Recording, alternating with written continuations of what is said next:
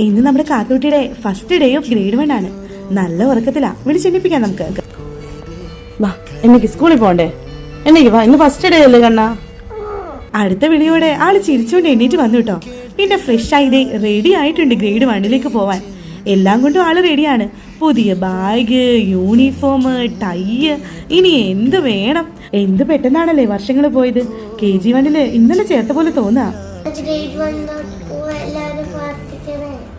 അപ്പൊ പറഞ്ഞത് കേട്ടല്ലോ, എല്ലാരും പ്രാർത്ഥിക്കണം കേട്ടോ, കാത്തൂട്ടിക്കും എല്ലാ കുഞ്ഞുങ്ങൾക്കും വേണ്ടി. ഇനി എത്ര വർഷം ഇവര് പഠിക്കണം അല്ലേ? എത്ര വർഷം പഠിച്ചാലാ? ഇനി എത്ര കാലം കഴിഞ്ഞാലാണല്ലേ ഈ യൂണിഫോമിൽ നിന്നും പുസ്തകത്തിൽ നിന്നൊക്കെ ഒരു മോചനം കിട്ടാം. പക്ഷെ സാരമില്ല, പഠിക്കട്ടെ.